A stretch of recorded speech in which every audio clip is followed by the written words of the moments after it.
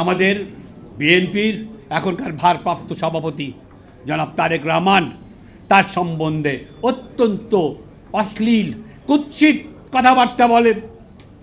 এত সাহস তাদের কোত্থেকে আসে যারা ৭১-এ এই দেশ চায় নাই, রাজাকার এবং আল শামস আল বদর, ওরা আশ্চর্য যে আমাদের এই বৃদ্ধ বয়সে এটা দেখে যেতে হবে। তবে তারা যদি মনে করে থাকে যে বিনা প্রতিদ্বন্দ্বিতায় তারা এই সমস্ত কথা বলবে, আমরা এই বয়সেও বেঁচে আছি এবং এর প্রতিকার আমরা করব, এর বদলা আমরা নেব।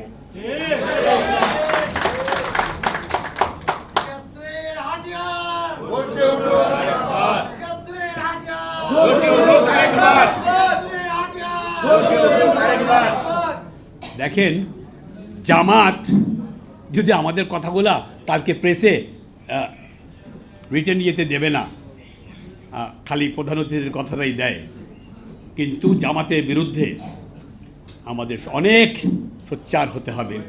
জামাত কি মনে করেন আপনারা, ওটা কি একটা রাজনৈতিক দল? মোটেও না। তারা হলো একটা মাফিয়া সিন্ডিকেট। ৭১-এ হেরে যাওয়ার পর তারা ইসরায়েলি ইহুদিদের থেকে কনসালটেন্ট এনেছিল। এখন তাদের কি করা উচিত? কনসালটেন্ট তাদেরকে বলেছিল, তোমরা চুপচাপ থাকো, টাকা পয়সা বানাও, পরবর্তীতে তোমাদের সময় আসবে।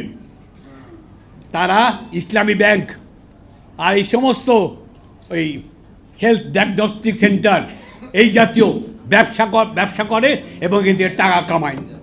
তাদের দলে যদি কেউ যোগ দেয়, তাদেরকে তাদের ইন্টারভিউ নিয়ে তাদেরকে ওদের ডিএনএ টেস্ট করে যে তারা অ্যান্টি বাংলাদেশ, অ্যান্টি মুক্তিযোদ্ধা, এই পর্যায়ে যখন তারা পড়ে কোয়ালিফাই করে, তাদেরকে তাদের দল থেকে টাকা দেওয়া হয় ব্যবসা করার জন্য, সিএনজি কিনে দেওয়া হয় ব্যবসা করার জন্য।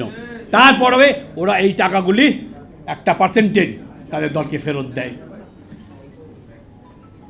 আমরা অনেক সহ্য করেছি, আমাদের দেয়াল পিঠে ঠেকে গেছে। আমাদের নেতাদেরকে তোমরা এইভাবে অপমান করবে।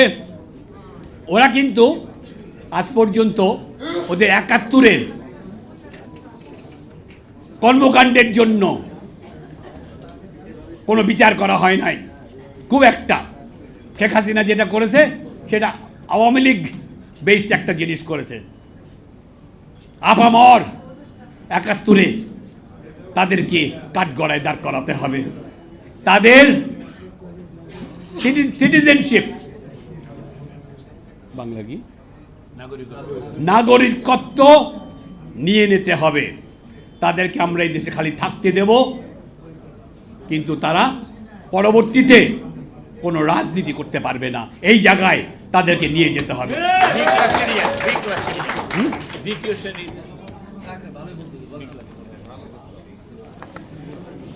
আর এইসব করতে পারে কার সাহায্যে, কাদের সাহায্যে? কে চায় যে বাংলাদেশ কোনোদিনও দাঁড়াবে না? কে বলে যে তারা আমাদেরকে স্বাধীন করে দিয়েছে? কোন দেশ শেখ হাসিনাকে, তার মতন একটা ক্রিমিনালকে, একটা হত্যাকারীকে, একটা দুর্নীতিবাজ, স্বৈর শাসন, তাকে সসম্মানে দিল্লিতে রেখেছে?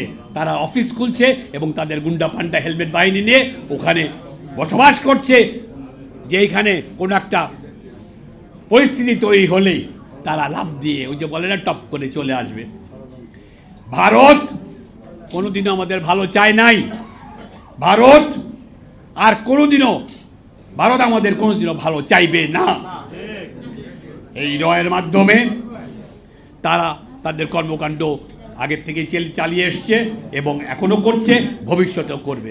আমাদের নাক চোখ কান খোলা রেখে আমাদের এটা চ্যালেঞ্জ, এই চ্যালেঞ্জ গ্রহণ করতে হবে।